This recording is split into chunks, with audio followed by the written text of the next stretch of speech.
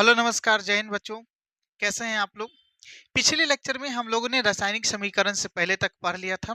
उस लेक्चर में जो है हम लोगों ने देखा था कि जब सल्फ्यूरिक अम्ल में जस्ते का दाना डाला जाता है तो कैसे हाइड्रोजन गैस का निष्कर्षण होता है, हाइड्रोजन गैस निष्कासित होता है। तो ये सब जो अभिक्रिया होता है, ये सब अभिक्रिया को जब हम लिखते हैं तो एक प्रॉपर फार्मूला के रूप में लिखते हैं जिसको हम लोग कहते हैं रासायनिक समीकरण। तो इस अध्याय में जो है आगे इस लेक्चर में जो है हम लोग रासायनिक समीकरण के बारे में जानकारी लेंगे कि रासायनिक समीकरण क्या होता है और उसके बारे में जो है हम लोग पढ़ेंगे। तो पहले हम एक एक लाइन पढ़ लेते हैं और लाइन के बाद जो है हम लोग समझने की कोशिश करेंगे, क्योंकि मैं आपको एनसीईआरटी पढ़ा रहा हूं तो एनसीईआरटी में क्या है ना कि एक एक लाइन इंपॉर्टेंट है और यहीं से ऑब्जेक्टिव बनता है। मेरा पर्पस जो है आपका सब्जेक्टिव क्वेश्चन तैयार नहीं करवाना है। सब्जेक्टिव क्वेश्चन तो आपको कहीं से भी रट सकते हैं, कहीं से भी लिख सकते हैं, लेकिन मेन मेरा पर्पस है कि ऑब्जेक्टिव क्वेश्चन आपका क्लियर हो जाए। जो 35 नंबर या 40 नंबर का ऑब्जेक्टिव आता है वो आपका क्लियर हो जाए।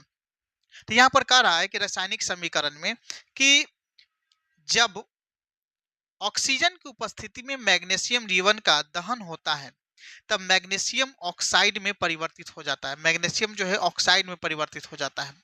वाक्य के रूप में किसी भी रासायनिक अभिक्रिया का विवरण बहुत लंबा होता है। अब देखिए जो है ये जो अभिक्रिया है इसको कितना लंबा में लिखना पड़ गया। जब मैग्नीशियम रिबन को ऑक्सीजन की उपस्थिति में दहन किया जाता है या जलाया जाता है तो मैग्नीशियम ऑक्साइड का निर्माण होता है या उसमें परिवर्तित हो जाता है, तो इतना बड़ा लिखना पड़ गया। अब इसे संक्षिप्त रूप में लिखा जा सकता है। इसको संक्षिप्त रूप में भी जो है लिखा जा सकता है। इसे शब्द समीकरण के रूप में लिखना सबसे सरलतम होता है। सबसे पहले हम लोग क्या लिखते हैं कि शब्द समीकरण। अब जैसे यहाँ पर देखिए कि मैग्नीशियम है, मैग्नीशियम यहाँ पर लिख दिए और किसके साथ, किसकी उपस्थिति में दहन करवाया जाए तो ऑक्सीजन की उपस्थिति, यानी कि ऑक्सीजन के साथ वो अभिक्रिया करता है। तो मैग्नीशियम जब ऑक्सीजन की उपस्थिति में जलाया जाता है, ऑक्सीजन की उपस्थिति में इसका दहन कराया जाता है तो क्या बनता है, तो मैग्नीशियम ऑक्साइड बनता है। क्या बनता है बाबू, तो मैग्नीशियम ऑक्साइड। अब यहाँ पर देखिए जो ये मैग्नीशियम और ऑक्सीजन है ये क्या है, अभिकारक है। तो तीर के इस तरफ वाला अभिकारक होता है और तीर के इस तरफ वाला जो उत्पाद होता है, मतलब जो जिसका निर्माण होता है वो उत्पाद कहलाता है और जिससे निर्माण होता है उसको हम लोग अभिकारक कहते हैं। तो ये मैग्नीशियम और ऑक्सीजन हो गया अभिकारक और मैग्नीशियम ऑक्साइड हो गया ये उत्पाद। तो अब देखिए इतना बड़ा जो हम लिखे थे कि मैग्नीशियम को जब ऑक्सीजन की उपस्थिति में, मैग्नीशियम रिबन को ऑक्सीजन की उपस्थिति में जब जलाया जाता है तो मैग्नीशियम ऑक्साइड प्राप्त होता है। इतना बड़ा चीज को हम इतना छोटा में लिख दिए। तो ये हो गया आपका शब्द समीकरण। इसको क्या कहेंगे हम लोग, इसको हम लोग कहेंगे शब्द समीकरण। ठीक है, शब्द समीकरण।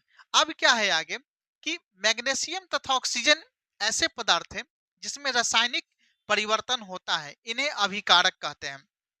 तो मैग्नीशियम और ऑक्सीजन ऐसे पदार्थ हैं जिसमें रासायनिक परिवर्तन हो रहा है। क्या मैग्नीशियम ऑक्साइड से फिर हमको मैग्नीशियम और ऑक्सीजन प्राप्त हो सकता है, तो नहीं प्राप्त हो सकता है। जब हमको मैग्नीशियम ऑक्साइड से नहीं प्राप्त होगा मैग्नीशियम और ऑक्सीजन, तो ये एक प्रकार का क्या हो गया, तो रासायनिक अभिक्रिया हो गया, रासायनिक परिवर्तन हो गया। और यहाँ पर जो मैग्नीशियम और ऑक्सीजन क्या हो गया, अभिकारक कहलाया। क्या कहलाया, अभिकारक। तो इस अभिक्रिया से एक नए पदार्थ का निर्माण हुआ जिस पदार्थ का नाम है मैग्नीशियम ऑक्साइड और इसे क्या कहा गया, उत्पाद कहा गया। दो तीन पॉइंट। पहला पॉइंट, मैग्नीशियम और ऑक्सीजन की जब अभिक्रिया कराया गया तो क्या बना, मैग्नीशियम ऑक्साइड बना। ये कैसी अभिक्रिया है, तो रासायनिक परिवर्तन या रासायनिक अभिक्रिया है। मैग्नीशियम और ऑक्सीजन को अलग अलग क्या कहा गया, तो यहाँ पर जो है क्या बन गया, ये मैग्नीशियम ऑक्साइड बनेगा उत्पाद के रूप में। ठीक है, तो ये आपका हो गया शब्द समीकरण। क्या हो गया बाबू, शब्द समीकरण। और यहाँ पर जो है इस वाले पार्ट को अभिकारक कहा गया और इस वाले पार्ट को क्या कहा गया, उत्पाद कहा गया। अब आगे चलते हैं। आगे कह रहा है कि शब्द समीकरण में अभिकारकों के उत्पाद में परिवर्तन को उसके उनके मध्य एक तीर का निशान लगाकर दर्शाया जाता है। आप यहाँ पर देखिए जो उत्पाद हुआ, थोड़ा सा हम इसको इरेज कर देते हैं। तो यहाँ पर जो ये उत्पाद हुआ, ठीक है, उत्पाद हुआ और यहाँ पर जो है ये अभिकारक हो गया और ये उत्पाद हो गया। तो इसके बीच में किसका तीर, तीर का निशान लगाकर जो हम दर्शाते हैं कि हाँ भाई ये से ये चीज बन गया। ठीक है, तो अभिकारकों के बीच योग का चिन्ह लगाकर उन्हें बाईं ओर LHS लिखा जाता है। इसी प्रकार उत्पादों के बीच योग लगाकर चिन्ह लगाकर RHS लिखा जाता है। अब LHS RHS क्या होता है, तो यहाँ पर देखिए LHS RHS होता है इसको कहते हैं, इस तरफ को कहते हैं एलएचएस, ठीक है, लेफ्ट हैंड साइड, और इसको कहते हैं आरएचएस, राइट हैंड साइड, ठीक है। तो ये हो गया, इस तरफ वाले भाग को एलएचएस कहते हैं और इस तरफ वाले भाग को क्या कहते हैं, आरएचएस कहते हैं, ठीक है। तो अभिकारक जब भी लिखाएगा एलएचएस के साइड में लिखाएगा, और उत्पाद जब भी बनेगा तो आरएचएस के साइड में लिखाएगा, ठीक है।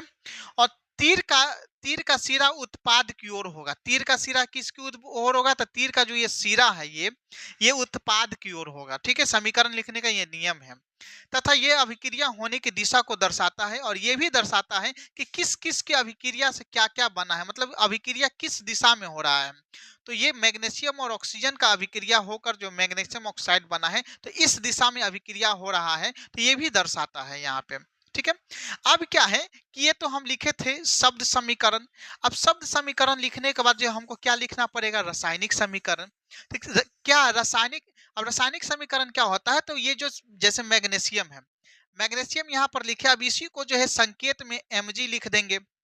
ऑक्सीजन है, इसी को संकेत में O2 लिख देंगे। मैग्नीशियम ऑक्साइड को MgO लिख देंगे। तो ये जो उसका संकेत हो गया, तब इसको हम लोग समीकरण में बदलेंगे इस संकेत के माध्यम से।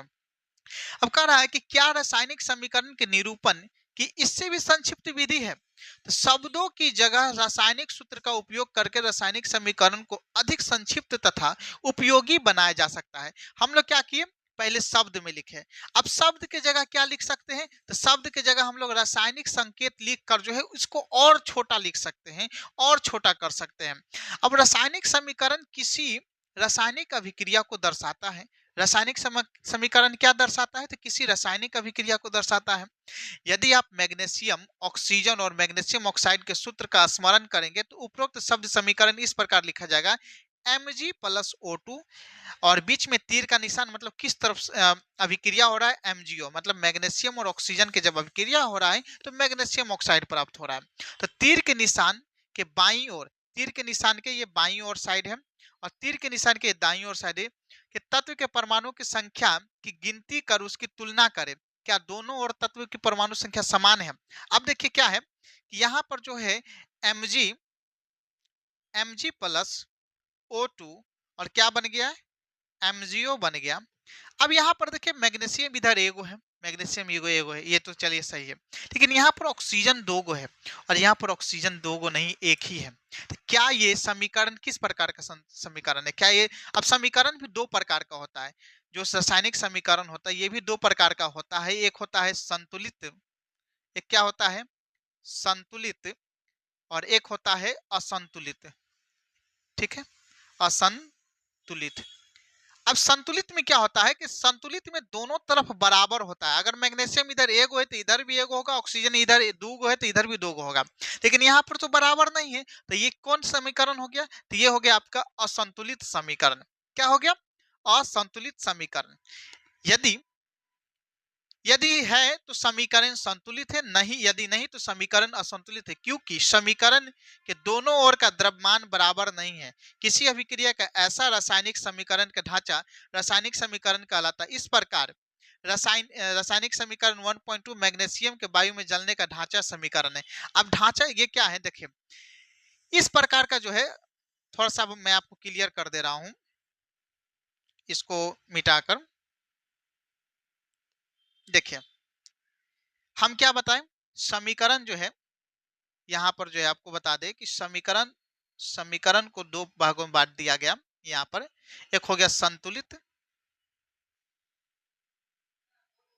और एक असंतुलित,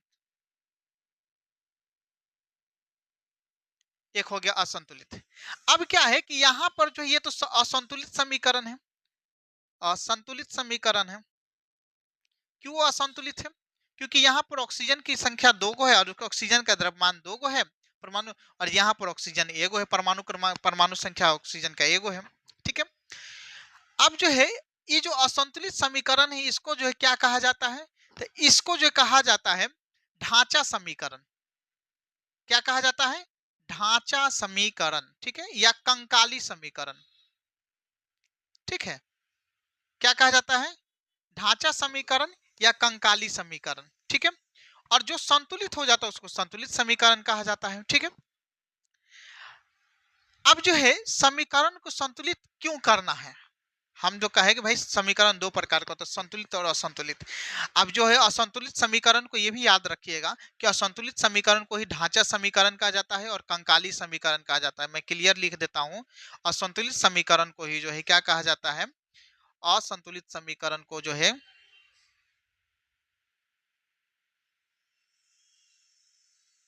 असंतुलित समीकरण को जो है ढांचा समीकरण कहा जाता है या कंकाली समीकरण कहा जाता है, कंकाली समीकरण कहा जाता है। ठीक है,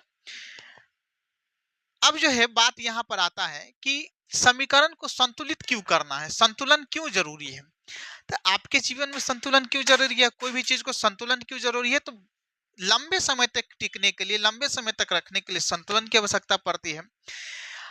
अब यहाँ पर कह रहा है कि आपको द्रव्यमान के संरक्षण का नियम स्मरण होगा।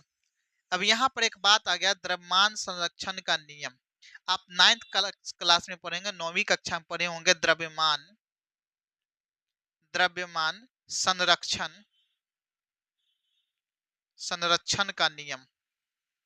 ठीक है, ये नियम क्या कहता है?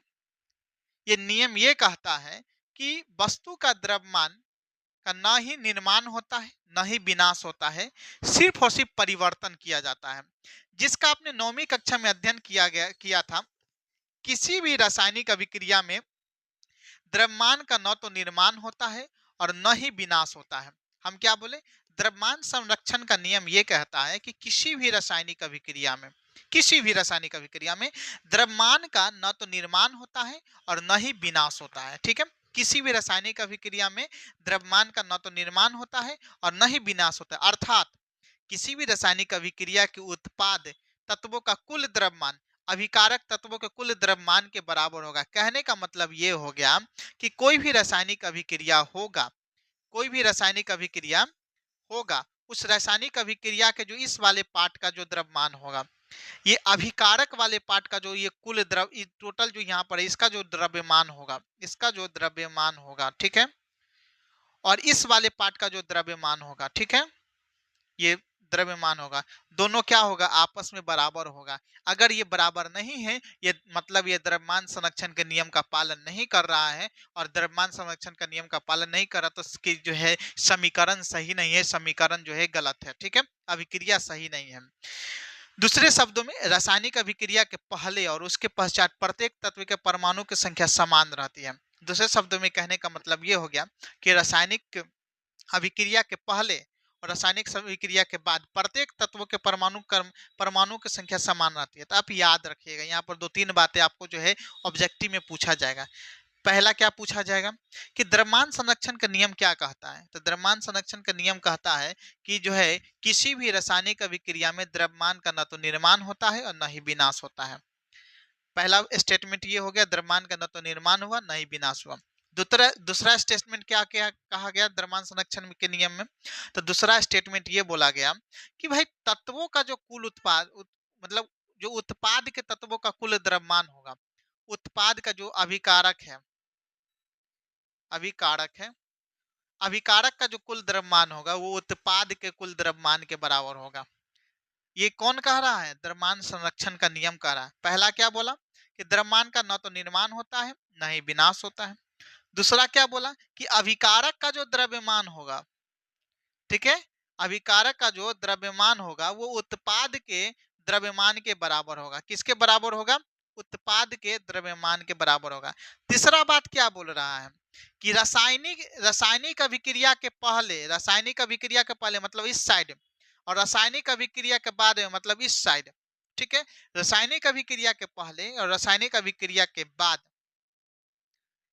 प्रत्येक तत्व का परमाणु की संख्या समान रहती है। ये भी एक पॉइंट है, ये भी याद रखने वाली बात है कि आपसे ऑब्जेक्टिव प्रश्न पूछ देगा कि रासायनिक अभिक्रिया के पहले और रासायनिक अभिक्रिया के बाद प्रत्येक तत्व के परमाणु की संख्या ऑप्शन में समान रहती है, बढ़ जाती है, घट जाती है, असमान रहती है। तो क्या रहती है? तो समान रहती है। आंसर क्या हो जाएगा? प्रत्येक तत्व की संख्या समान रहती है। इसलिए हमें कंकाली समीकरण को, हम क्या बोले थे, इसको कंकाली समीकरण भी कहा जाता है, जो असंतुलित समीकरण। तो कंकाली समीकरण को संतुलित करना आवश्यक है। आइए हम रासायनिक समीकरण को चरणबद्ध तरीके से संतुलित करना सीखते हैं।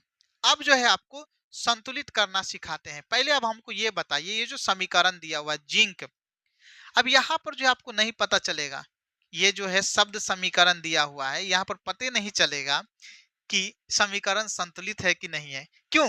क्योंकि यहाँ पर पता नहीं चल रहा है कि कौन से जिंक कितना है, हाइड्रोजन का द्रव्यमान कितना है, परमाणु हाइड्रोजन का परमाणु संख्या कितना है, पता नहीं चल रहा है।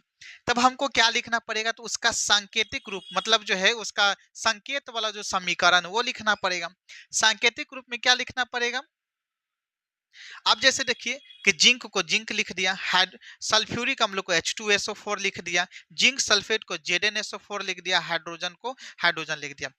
यहाँ पर एक बात आप क्लियर कर लीजिए बाबू, क्या करना है क्लियर, तो जब पहला नंबर तो ये समीकरण याद कर लीजिए कि जब जिंक को सल्फ्यूरिक अम्ल के साथ अभिक्रिया कराया जाता है तो जिंक सल्फेट और हाइड्रोजन गैस का निर्माण होता है।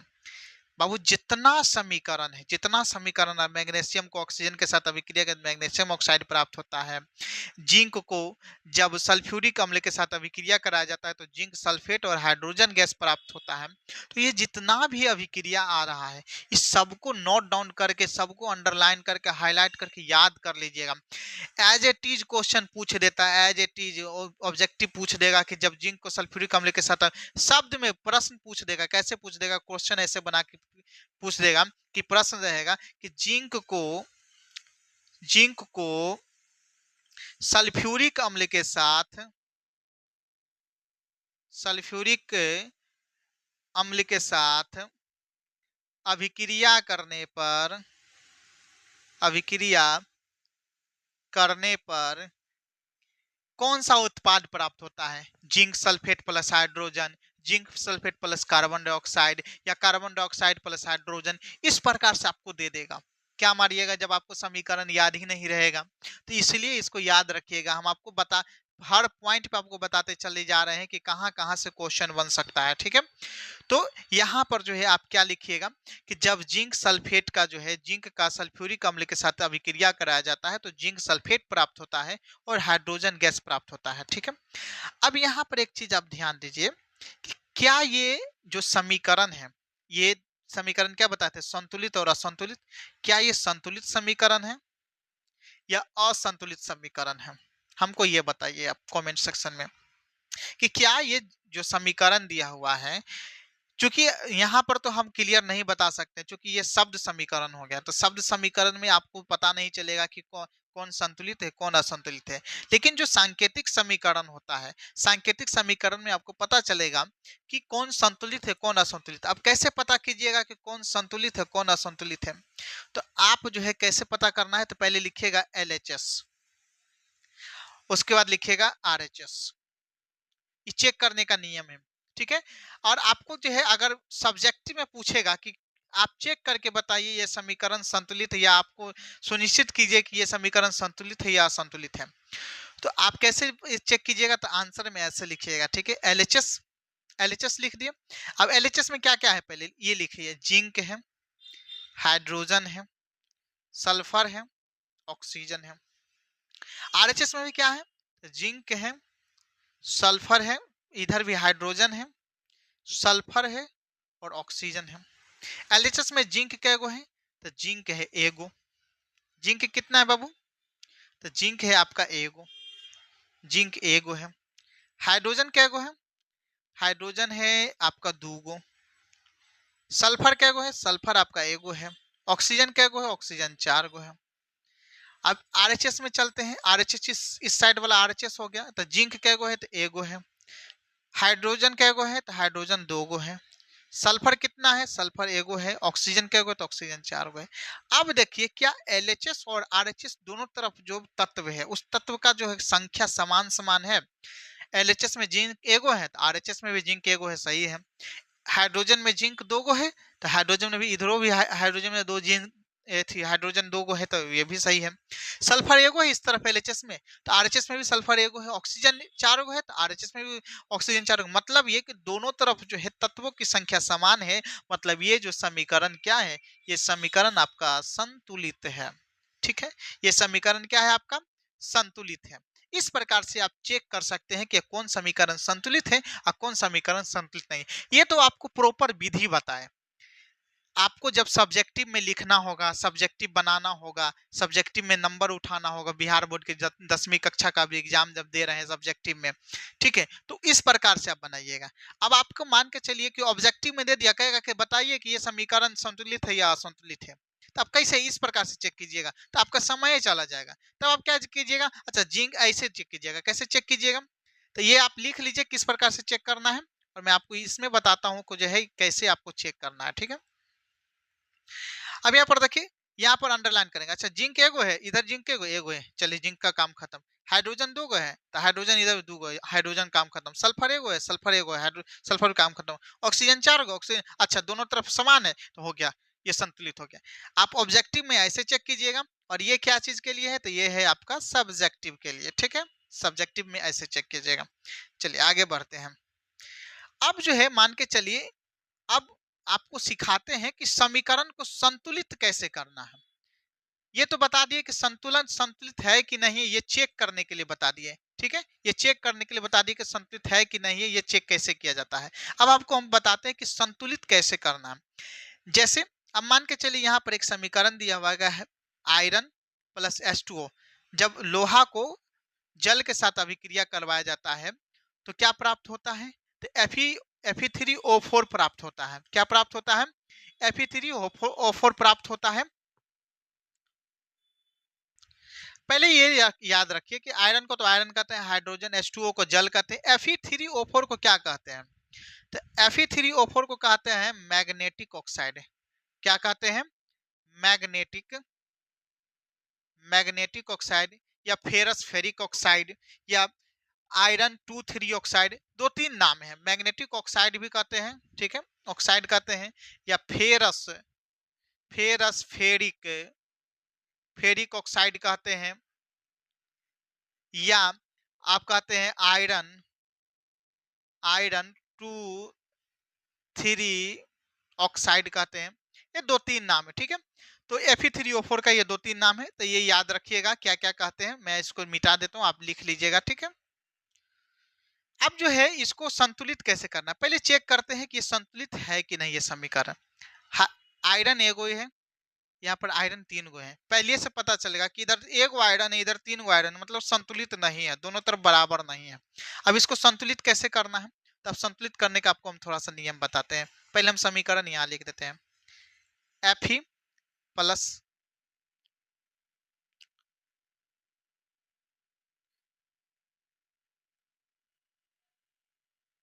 Fe प्लस H2O प्राप्त हो जाएगा Fe3O4 प्लस H2। ये हो गया। अब पहले हम चलते हैं LHS में। क्या चलते हैं, LHS में दो पार्ट है, एगो Fe का पार्ट है, एगो H2O का पार्ट है, ठीक है। एक बार चलेंगे हम लोग RHS में, ठीक है। LHS में Fe लिख दिए,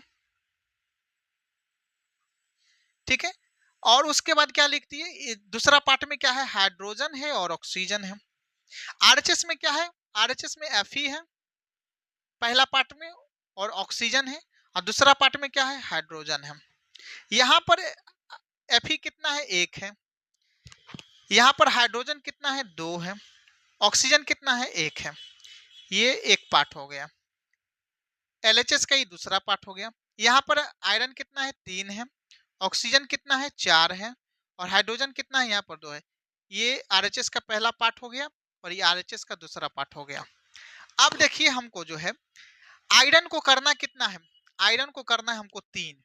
तो हम इधर इधर तीन गो है, तो इधर हम क्या करेंगे, इधर तीन गो, तो यहाँ पर हम जो है तीन से गुना कर देंगे।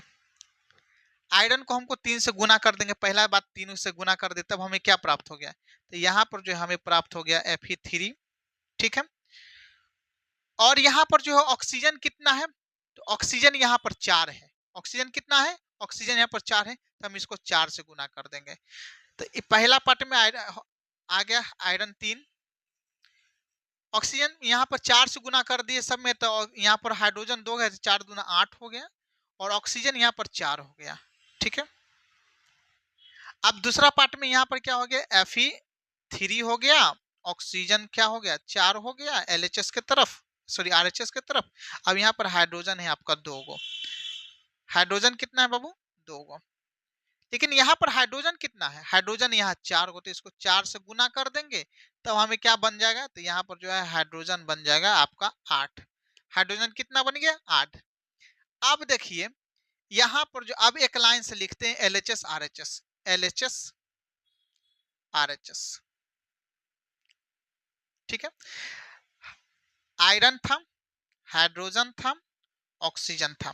आयरन कितना था 3, हाइड्रोजन 8, ऑक्सीजन 4। इधर भी आयरन था, हाइड्रोजन था, ऑक्सीजन था। आयरन इधर कितना हो गया 3, हाइड्रोजन कितना हो गया 8, ऑक्सीजन कितना हो गया 4। क्या दोनों तरफ बराबर आ गया? जब दोनों तरफ बराबर आ गया तो ये क्या हो गया, समीकरण क्या हो गया, समीकरण संतुलित हो गया, संतुलित हो गया। आपको ये समझ में आया? ये फुल्ली प्रोसेस है कि आपको जो है कैसे जो है नंबर लाना है संतुलित कर करके जो है लॉन्ग वीडियो मतलब लॉन्ग क्वेश्चन में जो सब्जेक्टिव क्वेश्चन होता है उसमें जो है कैसे संतुलित करना है, उस प्रकार से ये पूरा प्रोसेस लिखा हुआ है, ठीक है। आपको ये लॉन्ग क्वेश्चन के लिए सब्जेक्टिव क्वेश्चन के लिए है। अगर आपको जो है अगर आपको मान के चलिए वीडियो नहीं समझ में आया होगा कैसे संतुलित, तो एक बार फिर से आप पीछे करके देख लीजिएगा, आपको अच्छा से समझ में आ जाएगा। मैं पूरा तोड़ के बताया हूँ। अगर मान के चलिए आपको कहेगा कि ऑब्जेक्टिव में कहेगा कि जो है समीकरण को संतुलित करे। अब वो क्या ऑब्जेक्टिव में इतना प्रोसेस कीजिएगा, समय ही पूरा चल जाएगा। तो ऑब्जेक्टिव में क्या कीजिएगा, तो ऑब्जेक्टिव में हम पूरा बताते हैं कि आपको क्या करना है, ठीक है।